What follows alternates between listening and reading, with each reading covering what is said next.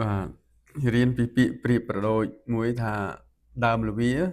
ដែលគ្មានផ្លែខ្ញុំជឿថាខ្មែរយើងហៅថា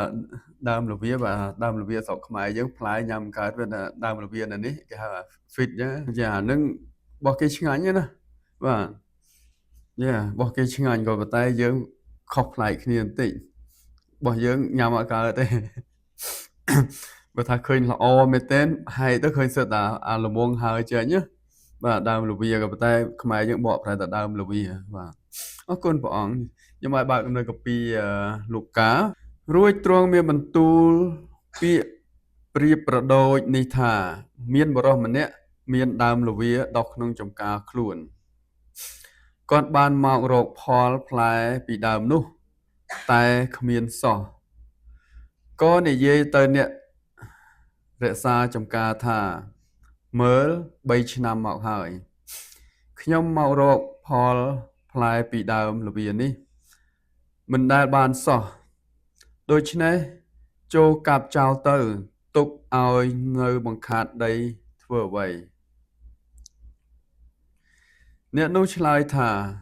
សូមលោកទុកនៅ1ឆ្នាំទៀតសិន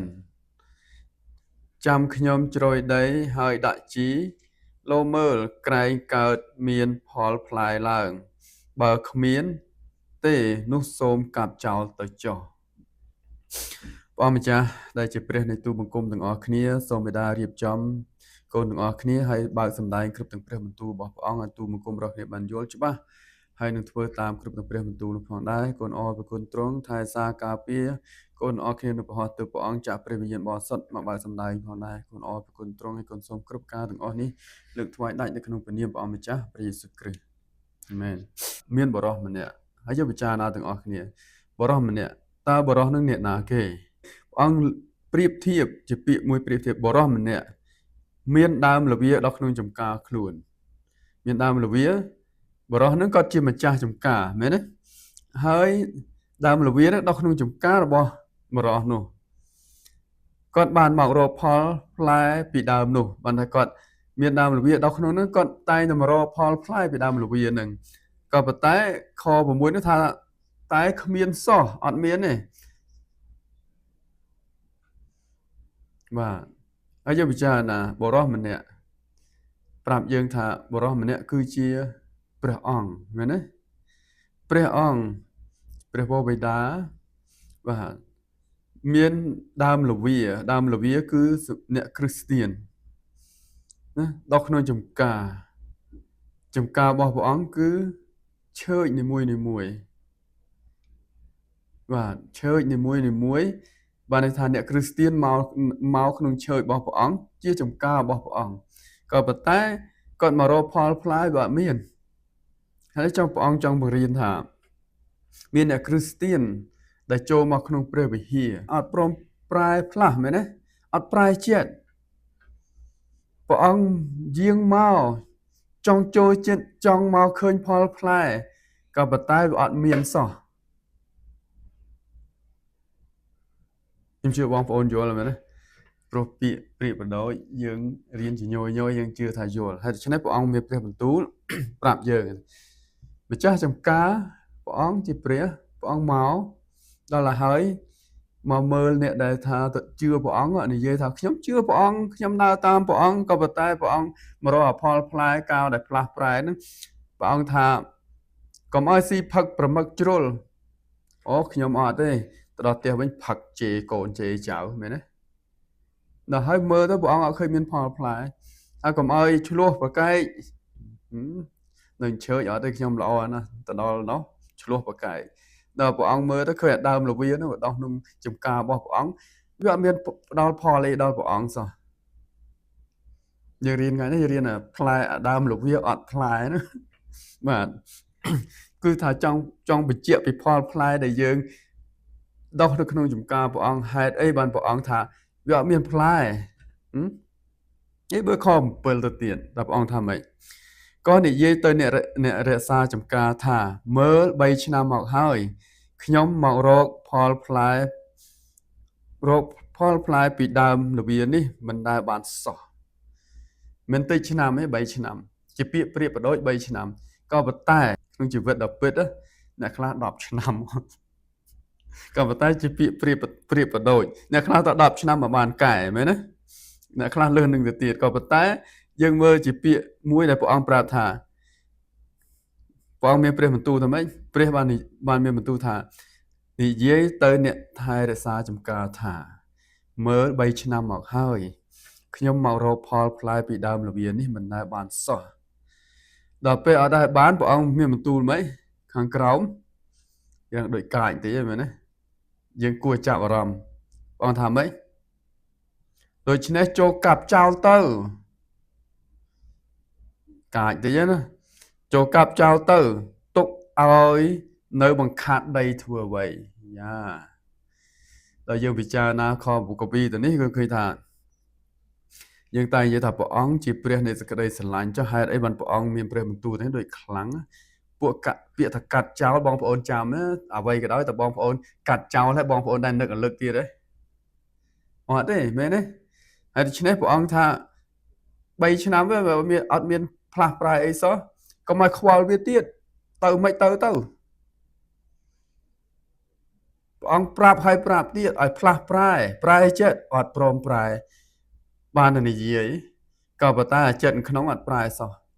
ហើយឆ្នេះព្រះអង្គថា3ឆ្នាំហើយប្រាប់អ្នកដែលថែសារចំការហ្នឹងមិនកាប់ផ្ដាច់ទៅកុំឲ្យខ្វល់ទៀតណាដល់ហើយអ្នកថែសារចំការយើងមើលខ8ព្រះអង្គមានបន្ទូលថាម៉េចអ្នកដែលថែសារចំការថាអ្នកនោះឆ្លើយថាសូមលោកទុក1ឆ្នាំទៀតសិនអ្នកថែសារអង្វរថាទុក1ឆ្នាំទៀតសិនចាំខ្ញុំជ្រោយដីហើយដាក់ជីលោមើលអត់មានពិតប្រកបទេណាលោមើលពាក្យថាលោមើលបានន័យថាខំធ្វើយ៉ាងម៉េចទៀតហើយយើងមើលខហ្នឹងអ្នកនោះឆ្លើយថាអ្នកណាអ្នកឆ្លើយអ្នកថែសារចំការមែនទេអ្នកថែសារចំការសូមលោកទុក1ឆ្នាំទៀតសិនចាំខ្ញុំជ្រោយដីហើយដាក់ជីលោមើលអ្នកណាអ្នកថែសារចំការព្រះគ្រឹះព្រះអង្គយើងមកព្រះវិហារអ្នកណាដែលថែសារយើងព្រលឹងវិញ្ញាណយើងព្រះបន្ទូលមែនទេយើងឮព្រះបន្ទូលបាទនោះហើយអ្នកដែលថែសារចំការហើយអ្នកថែសារចំការយ៉ាងម៉េចព្រោះព្រះបិតាអត់ឃើញផលផ្លែអត់ឃើញព្រះគ្រឹះនៅក្នុងយើងហើយដូច្នេះព្រះអង្គថាកាប់ចោលទៅក៏ប៉ុន្តែព្រះគ្រឹះវល់ព្រះបិតាថាទុក1ឆ្នាំទៀតចាំខ្ញុំជ្រោយដីបងប្អូនយល់ពាក្យជ្រោយដីមែនទេជ្រោយដីដើម្បីធ្វើឲ្យដំណាំនោះម៉េចល្អហើយឆ្នេះបើព្រះអង្គជ្រោយដីព្រះអង្គធ្វើម៉េចឲ្យអ្នកនឹងឮព្រះបន្ទូលផ្លែកថែមទៀតឲ្យអ្នកនឹងឮព្រះបន្ទូលដល់ល្អឡើងទៀតតើចាំមើលផ្លាស់ប្រែអត់មែនទេចឹងដល់ហើយដាក់ជីយ៉ាងម៉េចដែរដាក់ជីយើងចង់ឲ្យដំណាំនឹងកាន់តែល្អមែនទេជ្រោយដីហើយដាក់ជីទៀតបានន័យថាព្រះអង្គមិនមែនតែជ្រោយតែដីទេព្រះអង្គឲ្យព្រះវិញ្ញាណមកទៀតមកជួយទៀតតើអ្នកនឹងដោះអត់បើអត់ទេព្រះអង្គប្រាប់មានបន្ទូលថាម៉េចថាចាំខ្ញុំជ្រោយដីហើយដាក់ជីលោមើលជ្រោយដីហើយដាក់ជីលោមើលបានន័យថាព្រះអង្គឲ្យអ្នកនឹងឮព្រះបន្ទូលព្រះអង្គកាន់តែល្អថែមទៀតជួយថែមទៀតក៏ប៉ុន្តែអ្នកនឹងប្រហែលជាមិនលូតលាស់ទេបានព្រះអង្គអត់មានព្រះបន្ទូលថាដាក់ដីដាក់ជីទៅមុខតែល្អអត់ទេព្រះអង្គថាលោមើលពាក្យថាលោមើលបានន័យថាសាកមើលកើតមែនទេឲ្យទាំងព្រះវិញ្ញាណមកទៀតដល់ខ9ថាម៉េចក្រែងកើតមានផលផ្លែឡើងអូខេបើថាពាក្យលោមើលបានន័យថាក្រែងកើតផលផ្លែខ្លាចលោអ្នកនឹងផ្លាស់ប្រែដូរចិត្តដូរអីបើគ្មានទេសូមកាប់ចោលទៅចុះបានន័យថាបើអត់ទេមកអង្គុយតែក្នុងព្រះវិហារមែនពិតក៏ប៉ុន្តែបើអត់មានការផ្លាស់ប្រែទេបានន័យថា ដាច់តំណែងតំណងជាមួយព្រះបាទហើយកុំថាខ្ញុំអង្គុយក្នុងឈើខ្ញុំបានសងគ្រោះអត់បានទេព្រះអង្គប្រាប់ហើយក្នុងនេះជាពាក្យប្រៀបបដូចទេក៏ប៉ុន្តែដើមរវាអត់ផ្លែថ្ងៃនេះយើងរៀនហើយពិចារណាទាំងអស់គ្នាមែនទេទាំងបងប្អូនទាំងខ្ញុំនេះយើងយ៉ាងម៉េចទី1យើងត្រូវការឆែកខ្លួនយើងតើយើងនឹងមានផ្លែអត់សំខាន់ណាស់ពីព្រោះផ្លែទៅនេះគឺព្រះអង្គចង់បានការដែលយើងប្រែចិត្តការដែលយើងផ្លាស់ប្រែដោយកខកពីជាច្រើនប្រាប់ថារបស់ចាស់នឹងចាក់ចេញមែនទេរបស់ថ្មីចូលមកបាទបើស្នេហ៍ជាយើងអត់ផ្លាស់ប្រែទេយើងមកបើន័យថាយើងនិយាយតែមាត់ក៏ប៉ុន្តែក្នុងចិត្តអត់មានផងបើព្រះអង្គថាកុំឲ្យនិយាយពាក្យអាក្រក់ណាចេញពីមាត់ឯងយើងលេង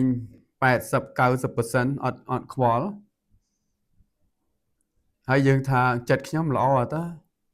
ព្រះអង្គមានព្រះបន្ទូលថាសូមបីទៅហៅបងប្អូនថាពាក្យមួយក្នុងកាពីដែលថាចំថាគ្រាន់តែហៅថាអាឈួតព្រះអង្គថាចុះនរកមែនបាទព្រះអង្គមានព្រះបន្ទូលអញ្ចឹងហើយដូច្នេះយើងមិនអាចប្រើពាក្យអសរោះបានទេយើងអ្នកជឿព្រះយើងលើកនិយាយពាក្យល្អហើយដូច្នេះពាក្យទៅនឹងព្រះអង្គប្រាប់យើងឲ្យយើងដឹងហើយក្នុងគេថា real life ខ្ញុំនិយាយថា real life បើថាជីវិតដែលកំពុងរស់នៅនេះណាយើងឃើញថាព្រះអង្គប្រៀបធៀបតែ3ឆ្នាំហើយថែម1ឆ្នាំទៀត4ឆ្នាំបានន័យថាព្រះវេដាទុកពេលឲ្យហើយណាអត់គ្រប់គ្រាន់ព្រះគ្រីស្ទសំពេលទៀតមែនទេព្រះវេដាថា3ឆ្នាំមិនដែលឃើញកើតអីផងហើយអ្នកថែសារចង្ការហ្នឹងព្រះគ្រីស្ទព្រោះព្រះអង្គថែសារយើងមកនេះមិនព្រះអង្គថែសារមែនទេថែសារចំការគឺអីព្រះបន្ទូលព្រះអង្គថែសារឆើចរបស់ព្រះអង្គដោយសារព្រះបន្ទូលឲ្យយើងជួបជុំគ្នាដោយសារព្រះបន្ទូលនឹងហើយអ្នកដែលថែសារចំការនោះហើយព្រះអង្គសុំទៀតឃើញមកនឹងមិនព្រមផ្លាស់ប្រែព្រះអង្គសុំព្រះវេដាទៀតអញ្ចឹងបានខកពីប្រាប់ថាព្រះគ្រីស្ទអង្វរជំនួសយើងរាល់គ្នាបាទពីព្រោះយើងនឹងវាអ្នកខ្លះមិនព្រមកែដល់ហើយទៅព្រះអង្គអង្វរជំនួសទៀតបាទអរគុណព្រះអង្គយើងឃើញខកពីទៅនេះសម្រាប់យើងដាស់តឿនយើងពេលខ្លះកុំឲ្យយើងភ្លេចភ្លាំងកុំឲ្យយើងចេះតែថាមិនអីទេណាព្រោះយើងមកព្រះវិហាររាល់តាអាទិត្យក៏ប៉ុន្តែខ្លាចលោយើងអត់មានផ្លែឲ្យព្រះអង្គមករកអត់មានយើងបញ្ហាហើយបងប្អូនឃើញយើងថាឃើញខដល់ខ9យើងឃើញថាព្រះអង្គអត់ចង់ឲ្យយើងទៅណាទេព្រះអង្គចង់ឲ្យយើងបានសងគ្រោះចឹងមិនព្រះអង្គខំអង្វរព្រះវេដាទៀតទុក1ឆ្នាំទៀតក៏ប៉ុន្តែបើណាយើងនៅមិនមែន1ឆ្នាំទេ3-4ឆ្នាំទៀតណាព្រះអង្គចេះតែឲ្យយើងលើព្រះបន្ទូលព្រះអង្គព្រះវិញ្ញាណខំជួយបំភ្លឺពេលខ្លះព្រះអង្គបើកសម្ដែងឲ្យយើងឃើញការជាក់ស្ដែងយើងទៅបានមួយផ្លេតបាត់ទៅវិញក៏មានបាទចឹងបានព្រះអង្គប្រាប់ពីខកពីទៅនេះពាក្យប្រៀបដូចនេះចង់ប្រាប់ថាបើអត់ផ្លែទេមានតែកាត់ផ្ដាច់ហើយកាត់ផ្ដាច់យើងគិតថាមិនមែនជារឿងស្រួលទេកាត់ផ្ដាច់យើងមកព្រះវិហារមែនពិតព្រះអង្គទុកពេលឲ្យពិតក៏ប៉ុន្តែយើងអត់មានទំនាក់ទំនងមួយព្រះសោះយើងមកតែមកផ្លេតក្នុងព្រះវិហារចេញទៅវិញដាច់ទំនាក់ទំនងអត់ដែលបានតាក់ទងជាមួយព្រះអង្គបានច្បាស់លាស់ទេដូច្នេះយើងត្រូវតែប្រយ័ត្នម្នាក់យើងជឿព្រះអង្គយើងត្រូវតែប្រយ័ត្នពីព្រោះពេលវេលាកាន់តែគៀកយើងមើលទៅឃើញកាន់តែគៀកហើយព្រះបន្ទូលព្រះអង្គអត់ផ្លាស់ប្រែទេព្រះអង្គថាម្សិលមិញថ្ងៃនេះស្អែកដូចនៅតែដដែលនឹងឯងបាទខ្ញុំឲ្យបើកនៅកាពីមួយទៀតដើម្បីថែមឲ្យយើងយល់កាន់តែច្បាស់ទៀតកាពីពេត្រុសទី2ចំពុក3ខ9ខ្ញុំ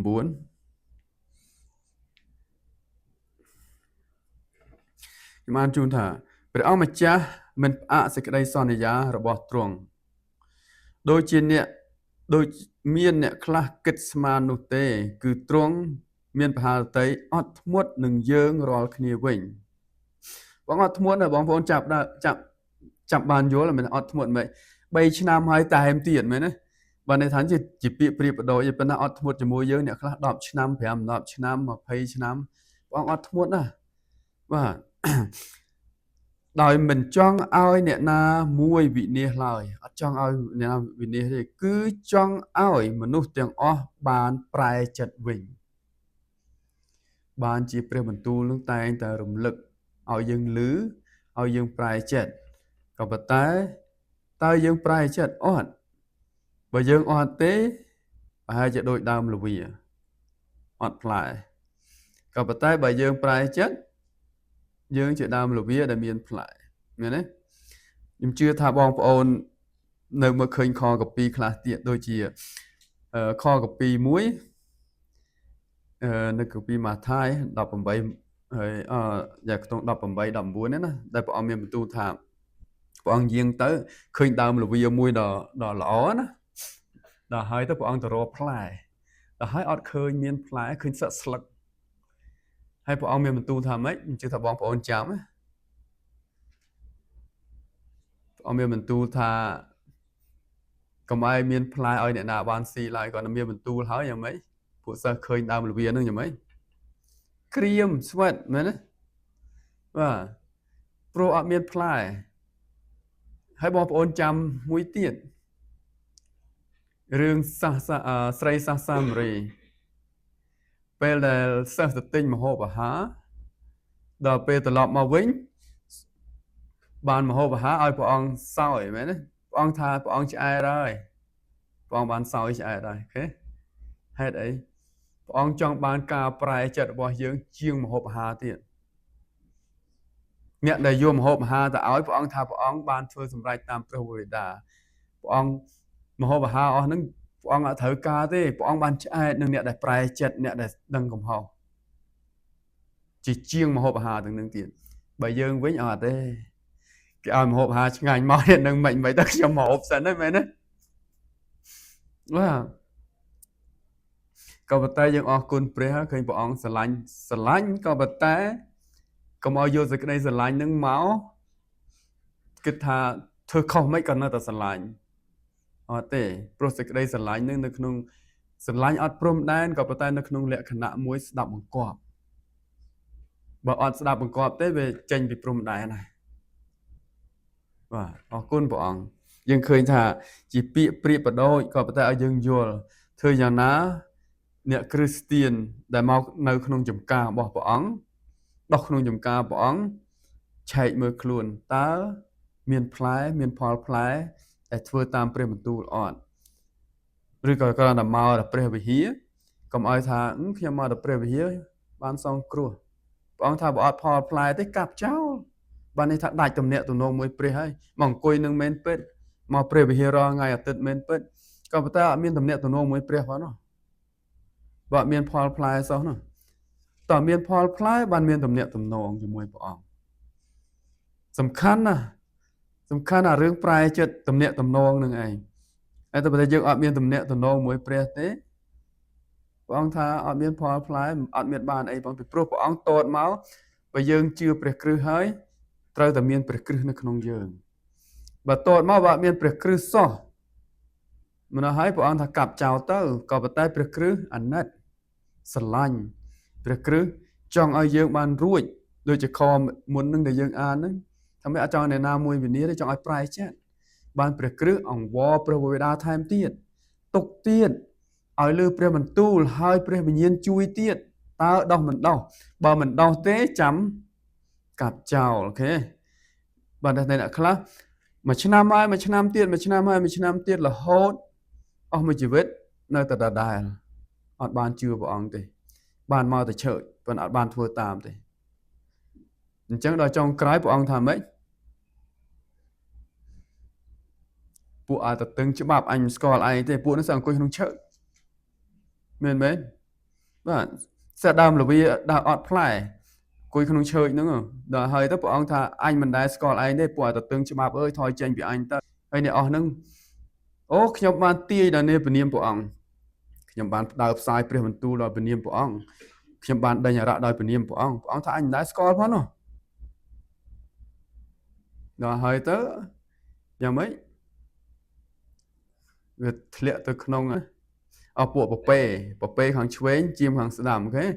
ទៅលក្ខណៈហ្នឹងអញ្ចឹងបានថាយើងជឿព្រះហើយយើងប្រយ័ត្នរៀងខ្លួនការសងគ្រោះមានតែម្ដងទេតែយើងចេញពីផែនដីនេះទៅអត់មានវរព្រះអង្គចង់មកវិញបានទេយើងមើលរឿងឡាសាហើយអ្នកមានដឹងហើយអ្នកមាននោះលែងគិតពីខ្លួនឯងហើយដល់ពេលវេទនាខ្លាំងពេកគិតពីបងប្អូនទៀតកុំឲ្យគេមកខ្លាចសុំទៅប្រាប់ព្រះអង្គថាមានអ្នកដែលគេប្រាប់ហើយឃើញយើងមើលខកពីដល់យើងមើលបើយើងចាប់អារម្មណ៍ខ្លាំងមែនទែនព្រោះជីវិតដែលរស់នៅលើផែនដីនេះយើងតែនិយាយថាជីវិតបណ្ដោះអាសន្នផ្ទះយើងនៅនេះបណ្ដោះអាសន្នទេក៏ប៉ុន្តែផ្ទះពិតរបស់យើងគឺនៅអស់កលជានិច្ចជាមួយព្រះអង្គសប្បាយជាមួយព្រះអង្គឲ្យហៅយើងថាម៉េចជាស្ដេចតែព្រះអង្គជាស្ដេចអស់លើទាំងស្ដេចបើយើងមើលកាពីណាយើង king បាទនៅជាមួយព្រះអង្គក៏ប៉ុន្តែចង់ប្រាប់ពាក្យថា king មួយម៉ាត់ថាយើងអត់ចេះខ្វះអ្វីទេយើងសោយរាជជាមួយព្រះអង្គបើន័យថាយើងចង់បានអីមាននឹងទាំងអស់ក៏ប៉ុន្តែត្រូវទទួលស្គាល់ថាព្រះអង្គស្ដេចអស់លើទាំងស្ដេចយើងត្រូវគោរពព្រះអង្គបាទយើងត្រូវតែគោរពព្រោះដល់អ្នកដែលមិនស្ដាប់យ៉ាងម៉េចក៏ដោយពិបាកណាស់បងប្អូនមើលកាពីវិវរណៈចំពុក10ចំពុក16ខ9តើអ្នកដែលមិនស្ដាប់នោះយ៉ាងម៉េច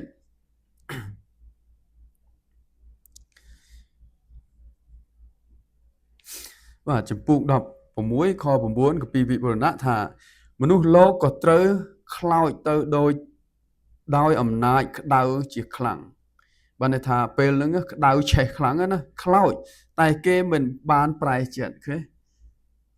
គេបានប្រែចិត្តទេដើម្បីនឹងលើកសរសើរដល់សេរីល្អនៃព្រះទេអត់បានលើកសរសើរគឺគេប្រមាថដល់ព្រះនាមព្រះដែលមានអំណាចលើសេចក្តីវេទនាទាំងនោះវិញអូខេព្រះនាមព្រះអង្គមានអំណាចលើសេចក្តីវេទនាយើងអរគុណព្រះអង្គហេតុអីព្រោះយើងមានឱកាសឮព្រះបន្ទូលព្រះអង្គយើងមានឱកាសមកក្រាបថ្វាយបង្គំព្រះអង្គតែអ្នកខ្លះអត់មានឱកាសទេគេរវល់រហូតដល់ហើយទៅពេលដែលមានសេចក្តីវេទនាមកគេអត់បានប្រែចិត្តទៀតគេខឹងនឹងព្រះទៀតណាក៏ប៉ុន្តែអរគុណព្រះដែលព្រះអង្គឲ្យឱកាសយើងឲ្យយើងមានពេលវេលាក៏ប៉ុន្តែយើងត្រូវតែឆែកខ្លួនយើងជានិច្ចដើម្បីឲ្យយើងមានផលផ្លែនេះគឺព្រះអង្គសពហត្ថីណាស់គឺជាការប្រែចិត្តធ្វើតាមព្រះបន្ទូលព្រះអង្គនឹងអត់ទោសឲ្យយើងនឹងទៅនៅជាមួយព្រះអង្គពេលដែលយើងចេញពីផែនដីនេះទៅគឺយើងដឹងថាយើងបានសេចក្តីសុខជាមួយព្រះអង្គអស់កលជានិច្ចអាមែនសូមព្រះអង្គប្រទានពរបាទសូមរួញចិត្តទិដ្ឋានមួយខ្ញុំព្រះអង្គម្ចាស់ដែលជាព្រះនៃទូបង្គំទាំងអស់គ្នាសូមបិតាជួយដល់កូនទាំងអស់គ្នាឲ្យបានរស់ថ្វាយព្រះអង្គអស់ជីវិតរៀងខ្លួនដែលរស់នៅលោកីនេះហើយនៅអ្នកដំណរក្រោយទាំងអស់ឲ្យបានជឿដល់ព្រះអង្គផងហើយគេបានជឿត្រង់គុណសូមអរគុណត្រង់ហើយដែលកូនបែកគ្នាទៅផ្ទះក៏បានក្តីសុខសាន្តទាំងអស់គ្នាត្រឡប់មកវិញឲ្យបានក្តីសុខសាន្តនៅទឹកក្រោយកូនអរគុណបិតាគុណសូមក្រុមការទាំងអស់នេះលើកថ្វាយដាច់នៅក្នុងព្រះនាមព្រះអង្គម្ចាស់ព្រះយេស៊ូវគ្រីស្ទអាមែន